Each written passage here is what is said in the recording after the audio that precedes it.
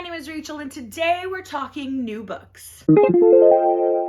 So one of the top 10 Tuesday options that they have posted recently on the top 10 Tuesday list, which I'll link down below, was to discuss the last 10 books that you purchased or got somehow. So I decided to go ahead and try that today because I haven't really been doing a lot of hauls recently. So technically it's more than 10 books, but you'll see why. So let's jump in and get started. So the first two that I have to show you, I bought at half price of books while I was waiting for them to buy back some of my other books. And the first one is Finley Donovan is Killing It. This is by El Casamano, and I've heard tremendous things about this, so I decided to pick it up. I believe this is kind of like a cozy mystery where our main character is a single mom and a novelist who's kind of, struggling, and she is overheard in a coffee shop discussing the plot to her latest novel, and somebody thinks she's like a contract killer, I believe. So it sounds like a lot of fun, and I'm excited to get into it. I know the second book just came out as well, so if I like this one, I can jump into the second one. I also picked up Amari and the Night Brothers. This is by B.B. Alston. I've heard nothing but amazing things about this. I think this is just a middle grade magical journey. I believe her brother goes missing, and there's some sort of like a magical clue in his room that she finds, and it leads her to this magical world that involves some sort of magic competition. And I've heard tremendous things about this, so I'm really excited to get to that. And then next up, even though I'm behind in my reading for this, I joined a reread of an entire series. It's called Out of the Coffin Read Along, and that is to reread all of the books from the True Blood series or the Sookie Stackhouse Southern Vampire series.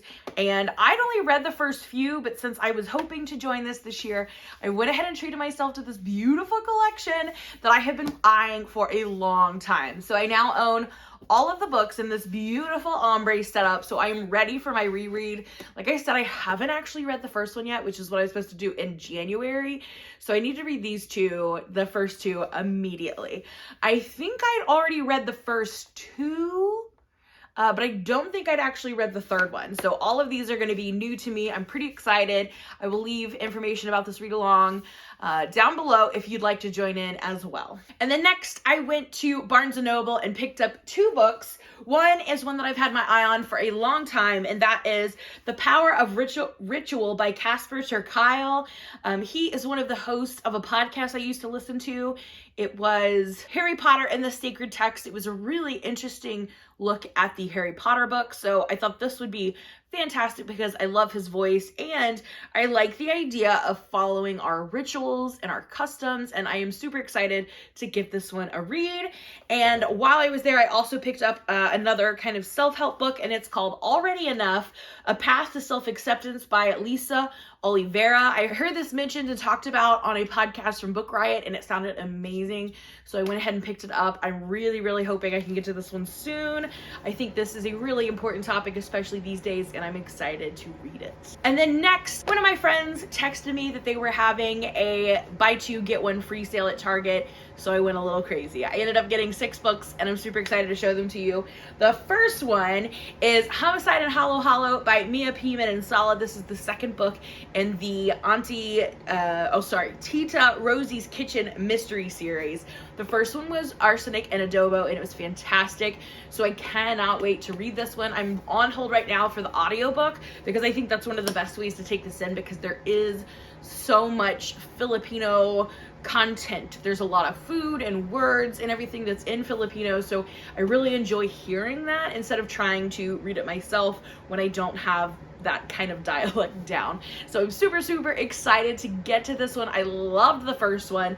This is a newer cozy mystery series following our main character whose family owns a restaurant, and in the first book the mean food critic ended up being poisoned in their restaurant, so of course everybody thought it was them and they had to prove that it wasn't. So I really have no idea what the second one is about. I don't really care. I just really want to get back into this world with these characters and see what mystery they get into this time I'm super excited to get to it. I also went ahead and purchased Ancestor Approved Intertribal Stories for Kids, edited by Cynthia Lytick Smith. This is a book that I have on my TBR for this year for one of my reading challenges, and I decided I'd really like to go ahead and have it on my shelf because this is a beautiful cover. And yeah, I'm super excited. There's a lot of well-known native voices present in this collection, and I am super excited for it. I also picked up another book that I've been hearing about for a very long time, and that is A Taste for Love by Jennifer Yin. I've seen this on a lot of lists of like Pride and Prejudice retellings. I don't think it's directly so, but I think there is like a light plot reference, if that makes sense. But this is a YA romance that involves baking, which I believe is kind of like a new little niche area that I really enjoy. So if you know any romances that also involve baking, definitely leave them down below. But yeah, I decided to go ahead and get this one. This was actually one of my free ones, but I have had my eye on this for a long time, and I decided to go ahead and purchase it, and I'm so excited to give it a read. Next up, I got Near the Bone by Christina Henry. I've heard a lot about this since it was on the Goodreads list for horror this year, and it kind of sounds like our main character has been kidnapped somehow or abducted and is living in the woods with this man for as long as she has remembered. But he seems very temperamental, and then some weird things start happening around their mountain, and it just agitates him even further. So they might not be alone up there, and it just sounds really intriguing. I'm very excited to get to it, and yeah, I really like this cover. I really like the title, and I'm pumped to get to it. I hope it's kind of chilling.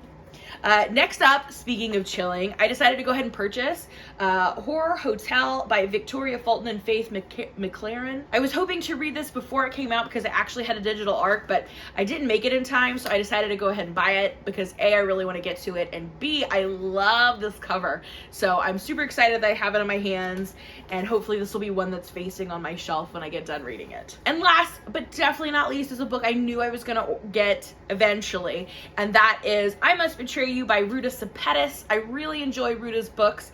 I've read 3 of the now 5 books that she's published, so I'm hoping to finish up the other 2 this year so I can be all done with all of her books and ready for her new ones in the future. All I really know about this is it takes place in, I think, like the 80s in Romania, and one of the nice things about Ruta's writing is that she always takes something historical that I don't know a lot about and makes it very interesting. So I'm excited to see what happens in this new book and share it with all of you. So there you have my last 10 or so purchases, and I'm super excited to get to all of them, but I have a really horrible habit of buying books when I'm excited to read them, and then putting them on my shelf and not getting to them forever.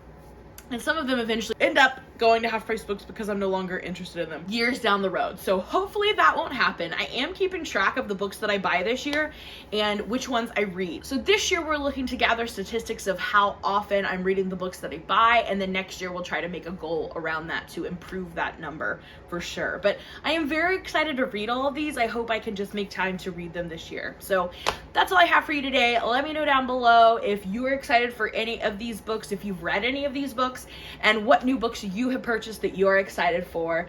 And let's talk books in the comments. Thank you so much for watching, and I'll see you again in another video soon. Bye!